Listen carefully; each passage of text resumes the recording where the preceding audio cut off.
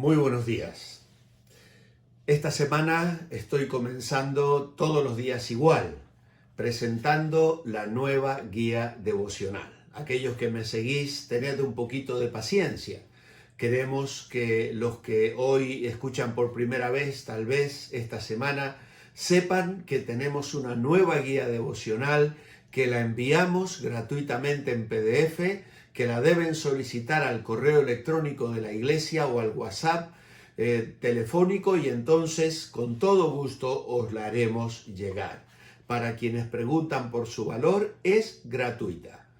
La respuesta que el Señor ponga en vuestro corazón en relación a apoyar el ministerio ofrendando, pues eso es algo que depende del sentir de cada uno. Así que lo dejamos a vuestro criterio. Ahora bien, la lectura de nuestro día es la última parte del capítulo 2. Ya dijimos ayer que eran 58 versículos de nombres y también hoy repetimos la historia, versículos 59 al 70 del capítulo 2 del libro de Esdras. Pero la diferencia es que estos que volvieron, los que va a mencionar ahora, son los que no pudieron demostrar si la casa de sus padres y sus linajes eran de Israel. Así que había personas que se habían mezclado, que estaban con el pueblo, que mostraron y se comprometieron al regreso, pero que luego no podían o no tenían los papeles correspondientes para mostrar su identidad. El gobernador les dijo que no comieran de las cosas más santas hasta que hubiera sacerdote que consultara con Urim y Tumim.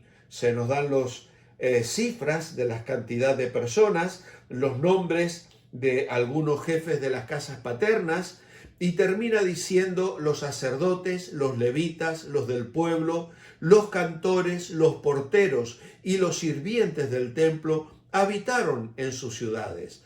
Todo Israel habitó, pues, en sus ciudades.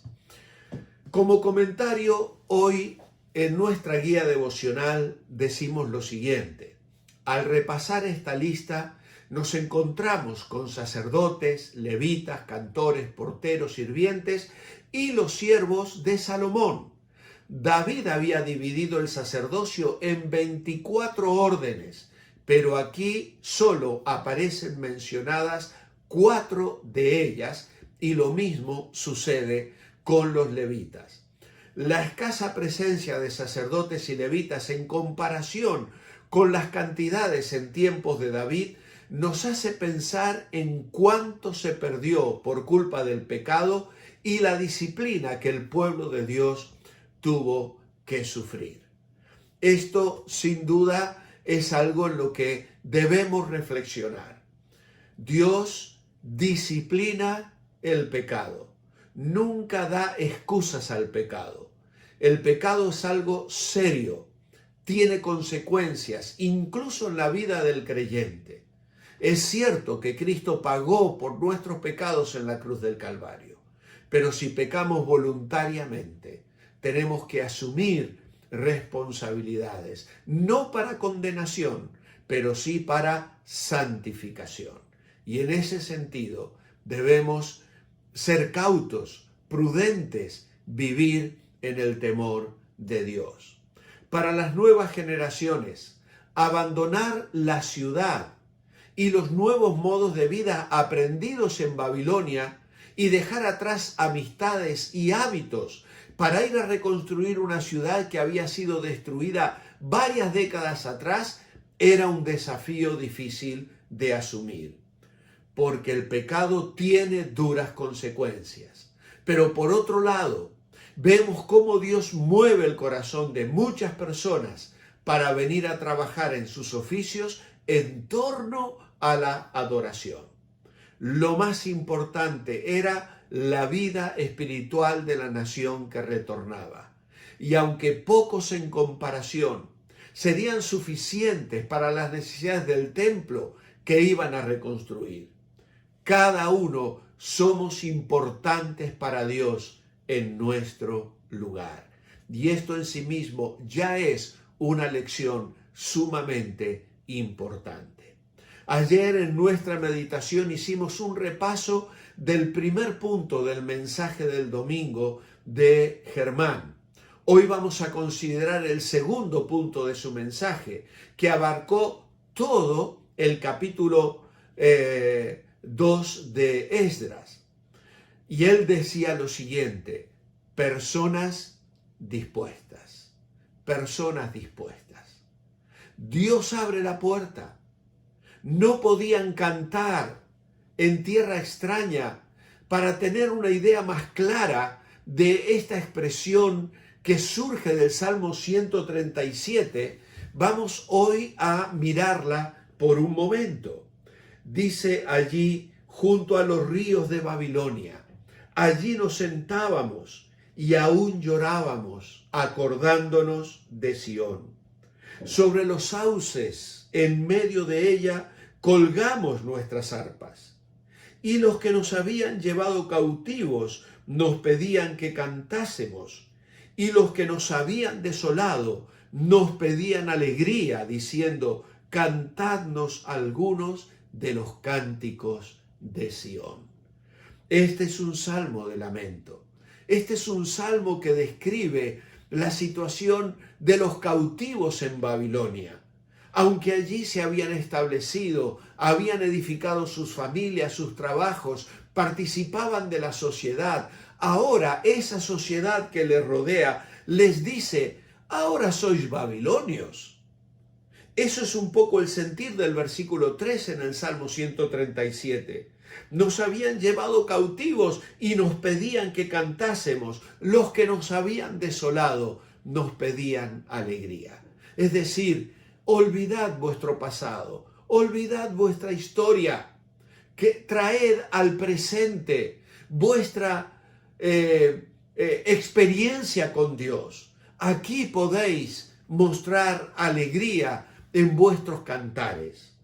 Pero la situación de angustia, de desolación, estaba presente todavía en sus corazones. Y dice el verso 4: ¿cómo cantaremos cántico de Jehová en tierra de extraños? Esto es como decir: no puedo adorar, no puedo alabar cuando estoy viviendo fuera de la voluntad de Dios. Cuando te has dejado arrastrar por el enemigo a una vida de pecado y de rebeldía, tomando decisiones equivocadas, haciéndole caso al mundo, a la carne o a Satanás. Tal vez te quieras unir el domingo en la iglesia y cantas junto con la congregación, pero estás en una tierra de extraños si estás viviendo fuera de la voluntad de Dios. Necesitas reconciliarte con Dios. El mensaje de estos devocionales es volver a empezar. Un nuevo comienzo.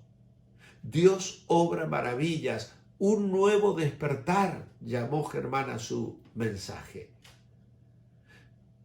Arrepiéntete.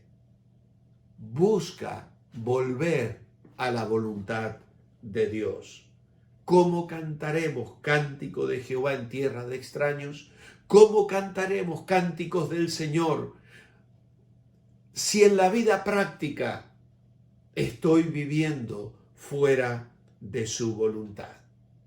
Y dice el verso 5: si me olvidare de ti, oh Jerusalén. Esto tiene que ver con la mente, con los recuerdos.